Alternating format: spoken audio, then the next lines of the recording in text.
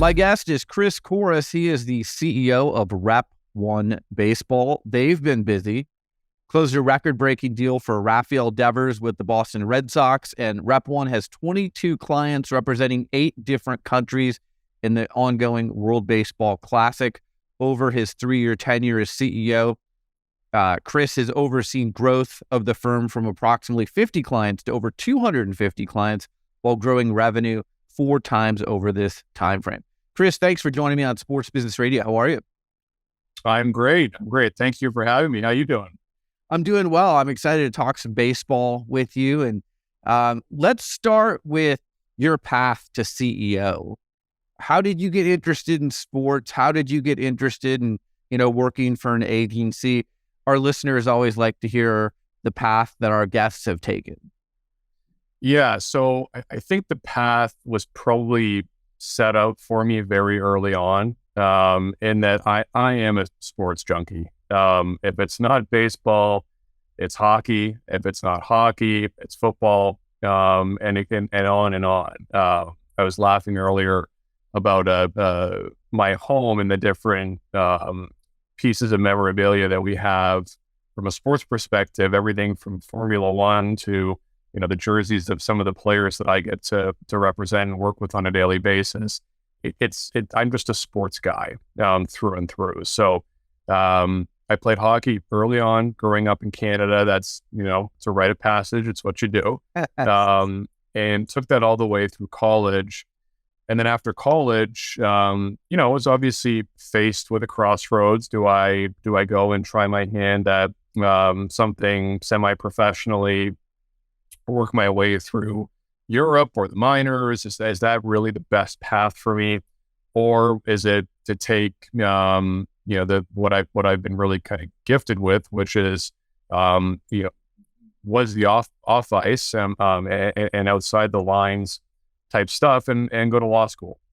So I chose law school, and good decision. It's worked out pretty well. So moved down to California. I did my law degree down here at Chapman, which is in Orange County, which is where my wife and I currently live. And coming out of law school was like everyone else, was trying to search for what comes next. And I just happened to, I guess, stumble upon the good fortune of getting to work with a guy named Lee Steinberg. So I'm sure your listeners are familiar with Lee and what he's done in our industry. And, really came out with the JD in law and left Lee after we had eventually parted with, I guess you could consider it a PhD in what this industry represents, the business side of sports, in other words. So after Lee, got hooked up with another agency, and it's really just kind of grown from there. So I've been with REP1 for, I want to say about 8 years now. And I've been primarily responsible for the baseball division for the time frame that you referenced.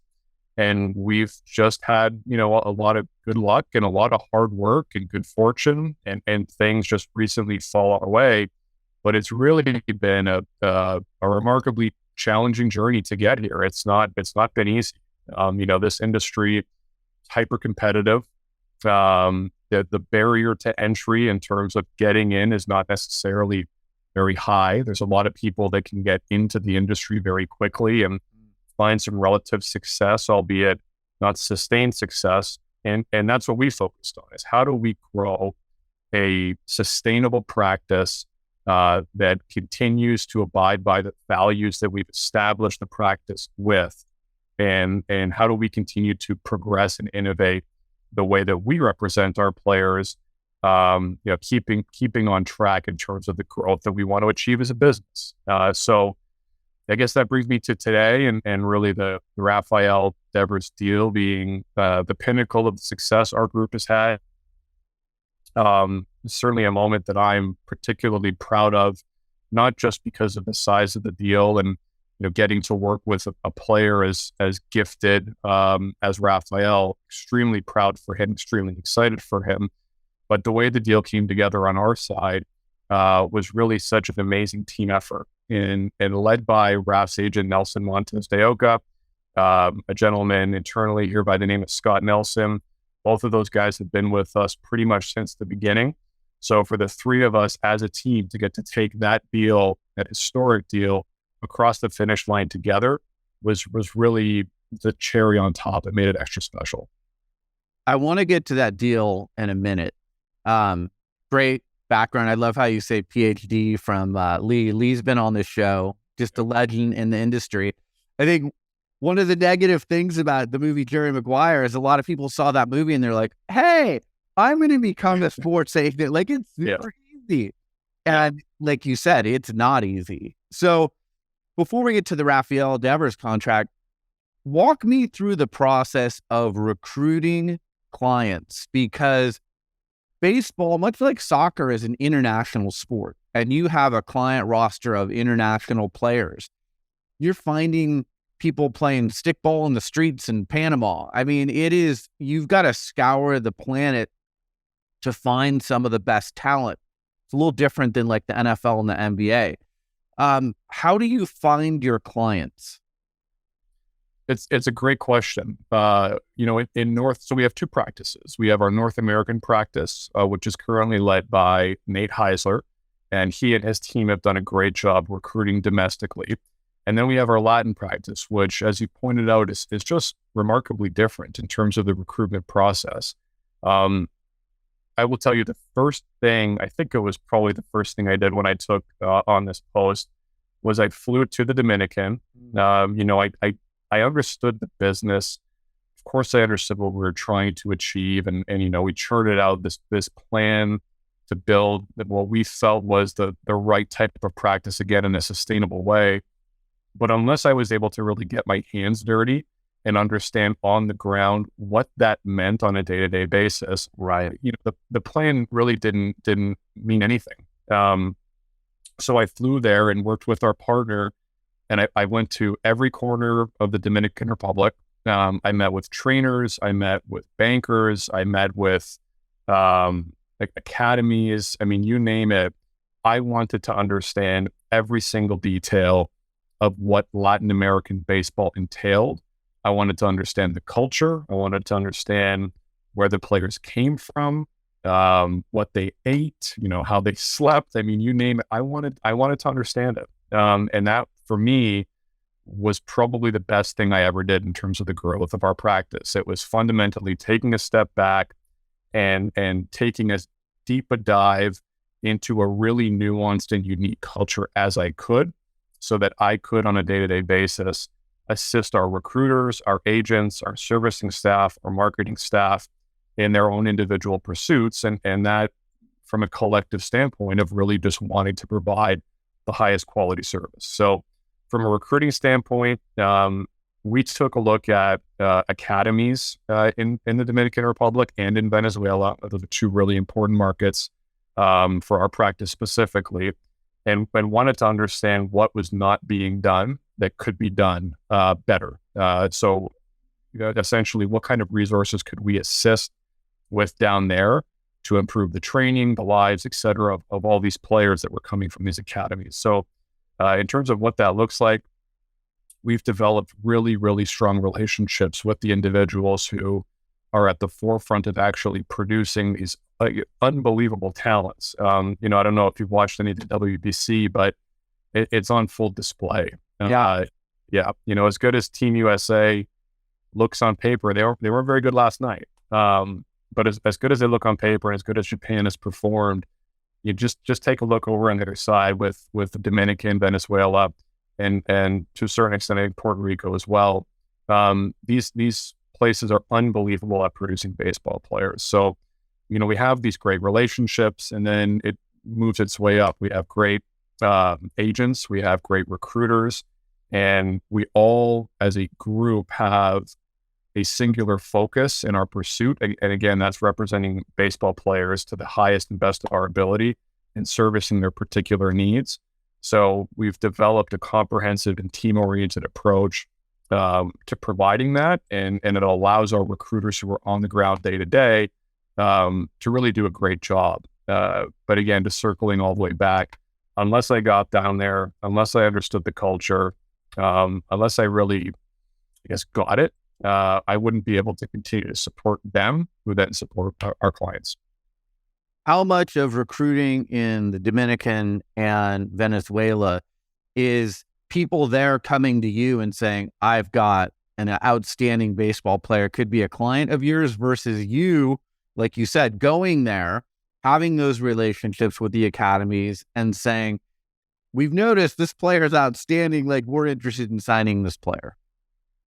Yeah, I think it starts with the trust of the recruiters who work for us. And I say recruiters, but they are agents. So all of our people in both Venezuela and the Dominican who are recruiting on our behalf are certified by the MLBPA. It's one, trusting their advice, trusting their eye, trusting the experience that they have in these spaces. They're all baseball guys, whether they grew up and actually had a chance at playing at a big league or at a minor league level, whether they've worked with academies, whether they come from the team side. I just hired an individual previously was with the Blue Jays scouting down in Latin America. I have to trust that they're seeing things that I would never be able to comprehend at an early age in these players' careers. So it definitely starts there. In terms of referrals, this isn't necessarily a referral business in terms of like the discrepancy between the sources. Like, you have to go out and get the business. You can certainly bounce things off of relationships that you have with the international directors, the scouts, coaches, people who really know the players. And certainly we've done a good job of doing our due diligence, on the players that we represent. But, for anyone that's interested in getting into this line of business, first and foremost, you have to be willing to put yourself out there on a daily basis and go hunting. This is not a business that comes to you. You have to go and get the business. Interesting. All right, let's talk about that record-setting contract with Rafael Devers. The numbers I have, and correct me if I'm wrong, 11 years, $331 million. Is that right? Correct. So I got to tell you, my first reaction when I saw the contract first is I was like, the Red Sox are not handing out contracts lightly these days. I mean, they've lost Mookie Betts and others. So when I saw this commitment, I was like, wow, that's really remarkable that, Rafael was able to get this contract. And then the other thing, which I'll talk to you about in a minute, is 11 years. That's a long time.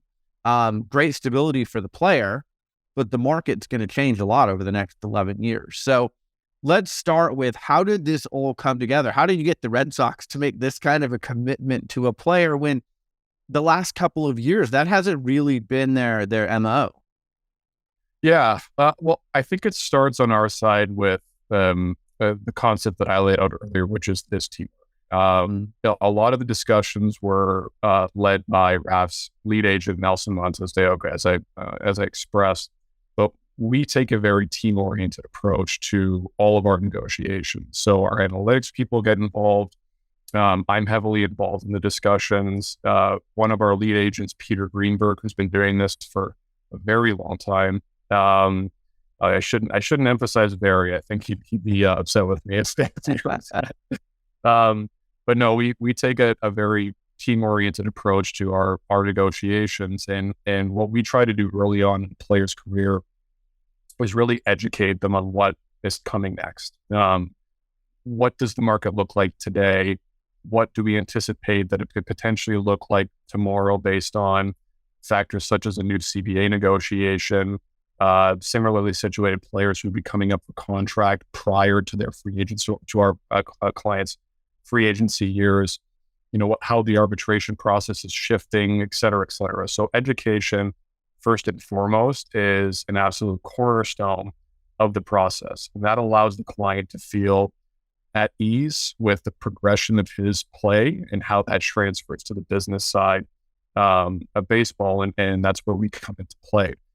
In regards to the actual negotiation with Boston, I think there's one probably overarching theme that was the most important theme in the whole discussion, which is Boston wanted Raf to remain in a Red Sox uniform for his entire career.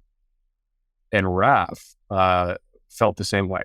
And for us as agents, I think one of the common misconceptions is our job is to just maximize at all times. And the only thing that we're doing is we have to go out there and get the biggest contract, make the biggest splash. And that's the only thing that's important. That's just simply not the case. Our job is to optimize the financial opportunity in a manner that is consistent with the needs and the priorities of each individual player. And each individual player, those needs, that list that they have, that is very different. So a deal early on in one player's career might make sense for him at a specific juncture. It might not make sense for the guy sitting next to him in the locker room. For Raf, the priority again was, can I get what I deserve? Can I optimize my earnings at this juncture while doing it in a way that I'm going to remain in a Red Sox uniform the rest of my career? That was our mandate. So going into the discussion, we knew that, Boston knew that, and that created more of a collaborative environment, I believe, to actually get a deal done that was not easy to get done. Boston, as you said, their mandate recently has not been to sign their big guys, their homegrown talent. But, credit to them, I think they identified early on in the new regime, which is led by Chaim Bloom, that Raf was their guy. He was going to be the face of that franchise for an extended period. They needed to prioritize their capital, their dollars into who they believed was the best fit for them long term. And it created an appropriate environment for us to collaborate and get to a point where I believe the final figure was the largest deal in Red Sox history by about $117 million. They just don't do this.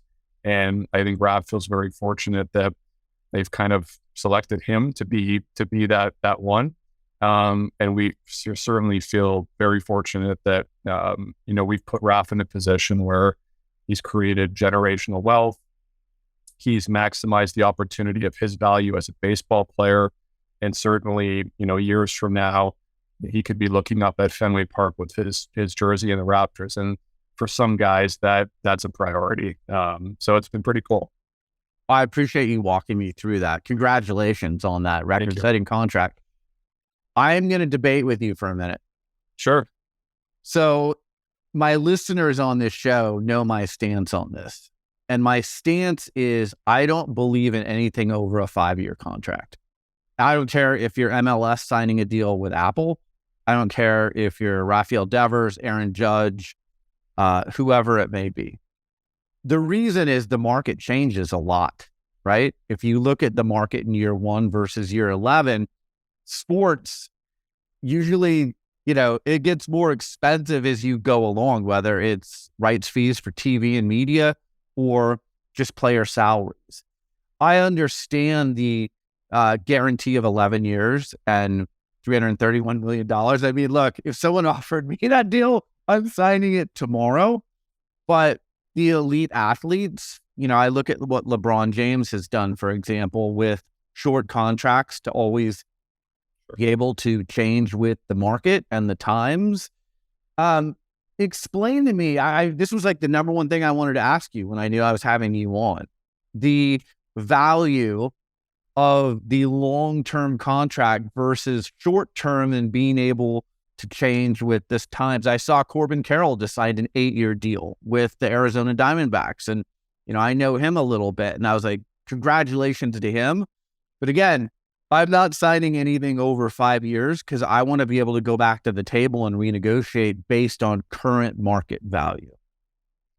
So let me just help you understand. Are you saying that you don't believe in it from a player's perspective, a team perspective, or just overall? I think from a player perspective. From a team perspective, I think it's a great deal. You're locking in a player at today's value. I think the value, the economics of the game, the media deals, everything is going to go up between year 1 and year 11. That's been proven historically. So when I see 11 years, I'm like, the Red Sox got a great deal. Even though they're paying $331, it's a great deal for them at today's value. Same thing with the Diamondbacks. I think Corbin Carroll is going to be an all-star. And if you can lock him in today, and look, he's had some injury concerns. So, he's probably like, hey, this is great.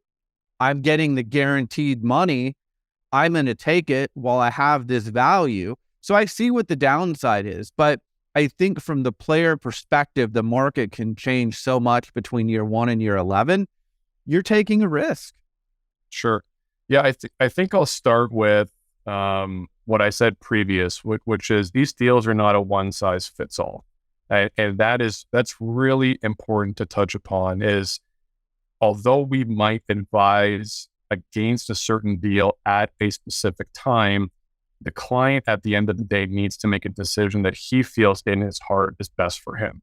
I think it would be very presumptuous of us to understand what it's like to walk in their shoes. Right. One player might be a pitcher that grew up in a poor town of the Dominican Republic who has had one season of success, who is, kind of a sporadic pitcher that may be dealing with confidence issues. And really the idea of getting that security for he and his family and being able to build a home for mom and dad is what he needs to be able to get on the bump every single day and be his best. So I think we start there. It's just a fundamental understanding of our job and what we're supposed to be doing.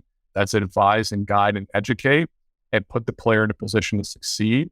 But at the end of the day, they need to make the decision that's right for them. And oftentimes we can't, again, get in their shoes and really understand the thinking at that type of level. And that's perfectly okay. Now with Raf's not that guy. Raf took this almost all the way to the end at free agency where we could optimize it. But when we had our conversations with Raf, I think one of the keys was taking a look at spending coming out of a CBA and spending going into a CBA and how much that fluctuates and how the market might shift moving forward as opposed to where the market is for him right now and how to assess those risks. So when you take a look at next year's crop, it was a possibility that Machado was coming out. I think we certainly helped him make a decision on what he was going to do. I'm sure when he saw that deal or his agent saw that deal, that really helps us. And as a result, he's done quite well. But next year you've got Shohei, and I don't think Shohei moves Raf's market whatsoever. He is such a unicorn. He's so different. That's not exactly an indicator of a market mover for us. So if we were able to get the best result this year, taking a full year of risk off the table, putting Raf into a position again where he could endear himself further to the Red Sox based on his priorities, that was the mandate, and that's what we were able to achieve. Now, I guess as a philosophical standpoint, I can understand what you're saying. For some players, I think the Carroll deal is probably a good one to kind of pick apart. Why would a player what is he, 21, 22? Why would he agree this early on when everything indicates that spending is going to increase as we progress? There's going to be a new CBA prior to him hitting the free agent market. There will be new TV deals, especially considering the fragmentation of the regional networks that will prop up and elevate the amount of money that's being pushed into baseball. Gambling will probably continue to improve the financials of the team. So all these factors come in when you're talking to your client and how to make a decision that's best for him. But I don't know Corbin Carroll in 8 years at $100 million for a 21-year-old. That sounds pretty darn good. So I don't know if I'm going to directly disagree with you. But what I will say is thinking that just creating a flat 5-year deadline for every single leagues, I just think it's a little overly simplistic. And we have to understand that a deal for one guy might be great and it might not be best for the other one, depending on a myriad of factors, one of which is frankly age. Raf at the age of 26, and this is just the way baseball thinks, is far more valuable than Raf at the age of 31. So if we did a 5-year deal for Raf and he came out as a free agent at 31, that, we're banking on performance, we're banking on health, we're banking on the market shifting, but what we also have to balance that against is a stark reality which is players later on in their careers are just worth less. So taking that finite understanding of what's right in front of us, which is just that reality, and balancing it out against the what ifs, which could be positive, I think Raf made the right call. I do too. And then the best point I think you make is it's not one size fits all. You have to look at each player's situation, whether it's, hey, this is a lot of money for me. I want to set up my family for the rest of our lives, or, injury history. Like, there's always factors that go into it. Age, like you said. You brought this up, so I'm going to ask you about this. I know you're not his agent, but Ohtani is a unicorn. Like, he's a great pitcher. He's a great hitter. He has global appeal. He helps baseball, reach Asia, and that's a market they really want to be in. How do you price this guy? Like, it really is. We've never seen anything like this. I mean, Babe Ruth wasn't going through stuff like this. So how do you, if you were his agent, how do you go to the table and say, this is the worth of this guy? Yeah. Well, I think it's the market will always tell you what you're worth, right? And he is going to have an opportunity to be really so unique in so many ways. One of which is, who else are you going to bid on next offseason if you're the Dodgers, the Mets, the Padres, the Cubs, some of these the Yankees, some of these larger market, big spending teams who understand the value of this not just being a baseball decision, but it being a business decision, because he is going to put butts in the seats. He's going to attract viewership both domestically and internationally. He's going to sell jerseys. He is, for all intents and purposes, the biggest star in baseball, and I don't even think we've scratched the surface in terms of what his marketability could be when partnered with the right team. So, if I'm one of these teams, there's a premium to be paid on top of whatever the analytics will tell you. And in terms of the analytics, my guess is it's probably some combination of WAR, of him as a pitcher and him as a hitter, and how does that trail off later on in his career, where the pitching probably takes a bit of a dive comparatively. Frankly, I don't know. But what I can say is, if I'm one of the teams evaluating what I want to pay for him, and there's going to be a market, there certainly is, I'm probably going to be comfortable paying a 10, 20, 30% premium, because I understand the business implications of bringing a player of that stature into my organization in such a large market. There's just some players in sports, whether it's LeBron James, Patrick Mahomes, they're corporations in and of themselves. It's like a merger. When they move, they're merging their brand and their corporation with the team that they're going to. And I think you're exactly right. Ohtani, wherever he goes, this is beyond the field of play. This is a business decision. And like you said, the TV viewership, the butts in the seats, the jersey sales. And frankly, and I'll say this, I think the Angels have done a really poor job of maximizing what they have with him. And I agree that if he's on another team that really makes him the face of the franchise, and they work with Major League Baseball to make him the face of Major League Baseball, gosh, you could be talking about one of the biggest athletes in the world. Yeah, I think in regards to the, it's interesting because I've lived in Orange County essentially since I've moved down to California. I'm a Newport Beach resident, proud Newport Beach resident. I love it down here. I mean, it's remarkably beautiful all year round. There's endless amounts of opportunity to do and see things. We're raising our 18-month-old son here for a reason. It's a great place to be. But I do think when it comes to sports, there's just a certain level of apathy that creates a ceiling of fan engagement in this market, where a player like a Shohei could probably does, I should say, outgrow the possibility of what could be achieved down here from a marketability perspective. And that's not to say anything bad about the fans of the Angels. There's a lot of passionate Angels fans. I just think it's a reality of the market. On our north, and you slap the blue on him, and now he's in the Dodgers market. There's just more you can do with that. Frankly, the fans are a little more engaged, even though there's a lot to do in LA. There's a lot more history there, a lot more passion. The market is substantially larger in size and scope. So yeah, it's an unfortunate thing, because I want to see, as someone who lives down the street, the Angels do well. I want to see the fan engagement. I want to see the ability to call it what it is, baseball's two best players. I don't think there's really much argument to be made otherwise, and create a level of engagement and excitement that's good for the entire game of baseball, not just Angels baseball. I think that's an uphill challenge. By the way, I'm familiar with Southern California. I went to Loyola Marymount University, so I'm very familiar with the Southern California market. That's where I studied for the bar exam. I used your campus. Sweet, nice, and it worked out well. It worked out. It did.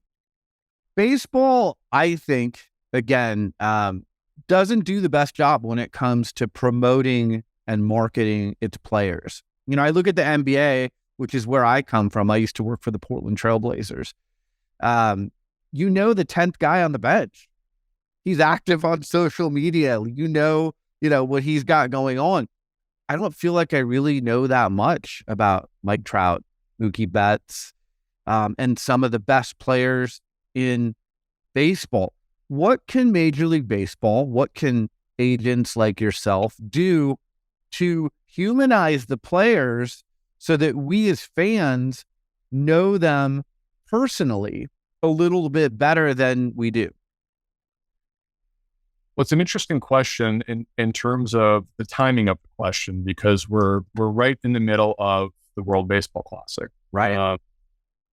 That is a very different brand of baseball that embraces the passion, embraces the individual, albeit you are fighting for your flag, so to speak, but there is more wiggle room culturally to express yourself in so many different ways. I mean, you've seen it over the past couple of days with some of the pitchers. There was a pitcher on Venezuela that, his jersey was half undone and he was smacking his chest. And you don't really get to see that much in baseball. So in Major League Baseball. So I think culturally, I think we need to embrace a bit of a shift. And I do think, with that said, baseball has done a pretty good job of taking some positive steps in that regard. But I think there's more to learn from the WBC as we watch it. First off, reality check is the passion and excitement you see in some of these games, the ability to transfer that over a 162 game season, very, very tough. And near impossible, I would say. But I think that the idea should always be for any sport, specifically right now, Major League Baseball. It's not how do we create viewership, it's how do we convert viewers into loyal fans. And that, I think that's the key. As I like to think about it from a business perspective, the Angels aren't necessarily competing with the Dodgers. They aren't necessarily competing with the New York Yankees. They're competing with every other form of discretionary spending and entertainment. And as other leagues have improved the quality of their product, as they've innovated, as other forms of discretionary entertainment have entered into the marketplace, specifically for the younger generation, the margin for error thins out and the need to innovate dramatically increases. And I think baseball has generally lagged behind, but I think they've made some positive steps. So again, kind of circling back to the WBC, I think more meaningful baseball on a more consistent basis throughout the year is an absolute necessity. The way that I would think about it is, if you're watching, and again, this is no offense to the Oakland A's, but if you're watching an A's game in August and you're new to baseball, you're a casual viewer, you're thinking about it specifically as a young boy or girl, the odds of you getting converted into a loyal fan are pretty thin. And that's simply because they're not playing meaningful baseball and they're not doing it with a lot of stars on the field. And that's a shame. So I think from a CBA perspective, we do need to create an atmosphere where there is more parity in the game. Very, very important. We also need to focus on getting the stars in the game. And I say that because we still have a system that allows for some service time manipulation. The best players should be playing, period, no matter how early they are in their career. I think those are the two things that certainly stand out to me most. And then from an actual player promotion perspective, we're at an interesting time with what's happening with the regional sports networks. This to me, if I'm Manfred, and I'm sure he's thinking this way, is this could be really a legacy setting moment for him and how he treats this. The idea of the centralization of the distribution of these games, I think, is really interesting for baseball long term. I don't think, because baseball's been such a regional game, we've had a product that really calls for much innovation. I don't necessarily think the regional sports networks, any of us would believe, are going to be on the forefront of those innovative pieces of game distribution. But now we have a chance to do that. And with the fragmentation of media rights, with streaming services such as Apple sticking their hat in the ring, we do have an opportunity to promote players in different ways simply by distributing the product in new and exciting ways and opportunities. So if I'm a baseball fan, but I'm really a fan of Shohei Ohtani, and now I can get push notifications, for example, that he's up to bat, and I get to consume the product in a way that is consistent with my passion for that player. I'm not saying that that's going to be done, or maybe Apple that's what they're thinking, but that could be really amazing for me as a fan, and it could build more loyalty, more viewership, more chatter outside the lines that then drives further viewership, and it's just a cycle. And I think if I'm baseball, I'm probably thinking that way, and a really this regional network shakeup could have a lasting effect in the game in an extremely positive way for a long time, specifically when it comes to player interaction and content distribution. There's so much to respond to in what you just said, so much to unpack. It's such good information, especially from someone who sits in your seat. The first thing I'll say is, the point you bring up about the WBC and the passion and the personalities that we're seeing coming out. Like, I'm a big story guy. Like, I love stories of athletes. And, I can't remember who the player is, but when I hear there's a player on, Panama, Venezuela, whatever the team was, and he's like an electrician by day, but he just struck out Mike Trout. Like, I'm like, I want to know more about this guy. And he's celebrating on the mound, and like, he kind of becomes the everyman. Like, this dude is an electrician during the day, and he just struck out one of the best players in baseball in the WBC. Like, tell me more about this guy's story. So I think bringing out stories, whether it's in the WBC or whether it's in Major League Baseball, is really important. I love your idea about consuming the games for Major League Baseball, in microbytes, I would call it. I think if you factor in sports betting, this is the way of the future. You want to see Ohtani coming up to bat because he's your favorite player, but you also want to bet on what he's going to do in that at bat. And there's real-time betting. And, I think a lot of the media is stuck in the 1970s as far as how they broadcast games still, not just in baseball, but every sport. And, what they don't realize is, because betting is what it's becoming and legalized everywhere. And then also, I have a teen, and teens consume things very differently than we do. And teens consume things, they have ADHD. Like, they don't want to sit and watch a 3 or 4 hour game. They want to see the at-bat of their favorite player. They want to see the highlights on TikTok or YouTube or Instagram or whatever. They're looking at it very differently than we look at it. So how do you reach the younger demo? Because that's the future of all of these sports, not just baseball. If you're not catering to the next generation, when this generation dies out, you're like, okay, what do we do now? Because we didn't do anything to grow our sport with that younger generation. Yeah, we are certainly at an inflection point in the way sports will be consumed. And I mentioned the microbytes for baseball simply because of the way the league is constructed across 162 games. Right. It allows for that type of viewership to make just a little bit more sense, frankly. And, we as a sport and sports in general have to adapt with the times. I personally don't know what it's like to consume content on TikTok. But I can tell you that every single teenager probably does. And that's what Major League Baseball is competing with. So, rather than fight against the grain, I think we use this inflection point to allow technology to lead the way. And let's lean into those who have a vested interest now in the sport that have been able to advance a lot of these components of entertainment, specifically with Apple. Apple having an interest and taking an interest in the rights game, I think is fantastic for all sports, particularly baseball, because competition breeds innovation. And, there's just a perfect storm of the opportunity with baseball now because of the falling out with these regional networks and the interest and appetite of these groups who have that technological capability to just take a look at how the game is being distributed and consumed, make the appropriate alterations, iterate, and get better as a result.